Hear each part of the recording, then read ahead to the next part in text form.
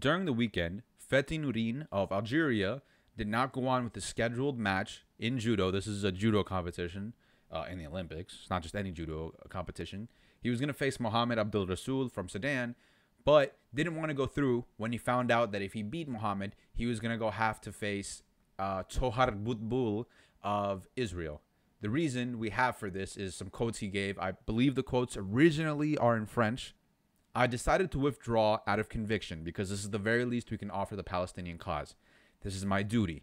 My goal in withdrawing is to send a message to the whole world that Israel is an occupation, a lawless country, a country without a flag.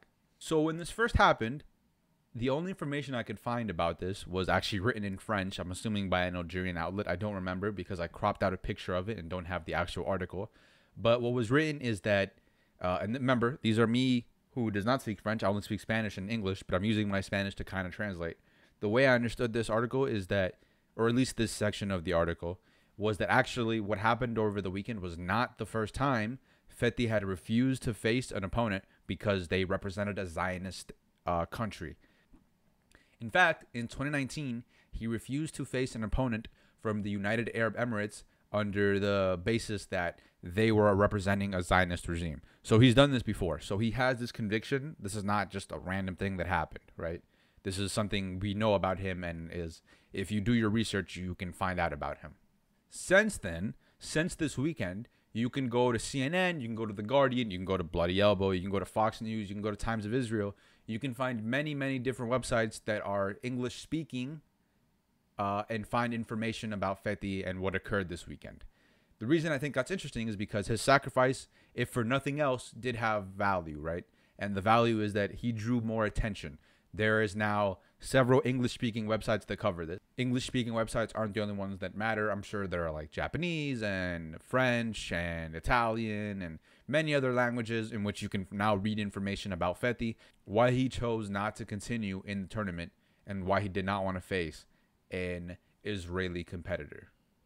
It's interesting to contrast Fethi, his decision to not compete in the Olympics or to back out once he realized he was going to have to compete against an Israeli, with the goal of shining a light on the plight of the Palestinian people, to contrast that with the decision that Rich Dennison and Cole Popovich made, two NFL offensive line coaches for the Vikings and the Patriots, making a decision to not get vaccinated, and by not getting vaccinated, being forced to sit out either until they get a medical waiver or a religious exemption, or they just get the vaccine, right?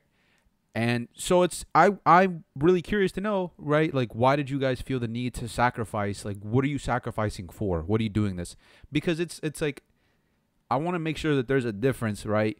That anytime someone sacrifices something, they're just like, that doesn't mean they're a martyr, right? And I know none of these people are gonna die, at least as far as I know. I'm pretty sure Fethi is gonna be okay, and more than likely, Rich Dennison and especially Cole Popovich, who's younger, are going to be okay. They're probably not going to catch COVID and die.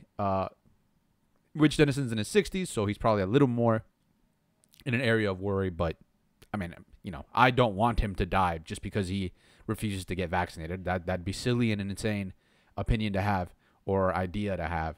But it is frustrating, right, that they're going to try to become martyrs, and I hope they speak. Honestly, like, I hope they speak out and have to explain this decision. Like, why are you giving up this position?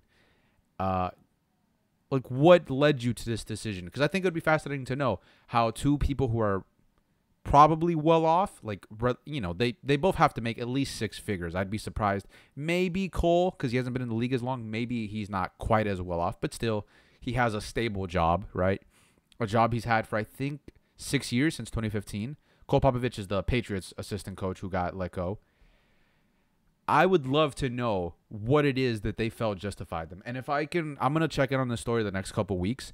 I want to see if they ever like put out a public statement as to like what it is that justified them not getting vaccines when the vast majority of all tier 1 staff, which is the people that are required, which is basically anybody that's going to be in contact with the NFL, according to the, anyone that's going to be in contact with NFL players needs to be vaccinated. Now, according to the NFL, I think they said nearly or virtual, I forget what the adjective was, but almost every single person that needs to be vaccinated has been vaccinated, because all of them are like, well, I don't want to lose my job over it. So these two are like the exemption.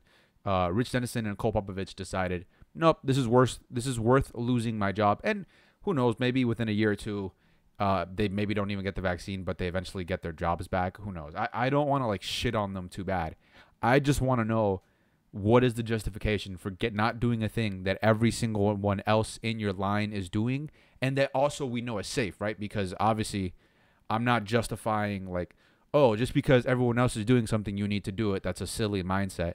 But if everyone else is doing something and it's a requirement for your job and we know it's safe, what is the point you are making? I would love to know if anyone is aware of any of the reasons why they haven't done that. Just tweet at me. Just at me on a tweet and I'll see it, because I'm on Twitter fairly often. Anyways, I just thought it was cool to compare two different groups of people who are making sacrifices. Not the ultimate sacrifice. They're not dying, hopefully. But they are making sacrifices nonetheless. They are making sacrifices nonetheless, so it's cool to compare them in my mind. Anyways, yeah. Like the video, subscribe. Appreciate y'all. I'm out. So I was in the middle of editing this video, but now I have to add an extra piece to it because the news came out that, no, in fact, Rich Dennison is not being let go by the Vikings. They're just going to find a way for him to work without getting the vaccine, which is probably going to involve him having to wear like a mask at all times and not being in physical contact with his players. And just basically like just making everything more difficult for no reason. I mean, well, I know the reason. He doesn't want to get the vaccine. And it's just very funny to see the Vikings, who were not particularly good last year, making all this effort to coddle a person who maybe is good at the job, maybe isn't. But now, even if he was good at the job, he's going to be worse at it because he can't be in contact with the people he's coaching. But, you know, whatever. I just had to add that to the story because that's new now. So, yeah.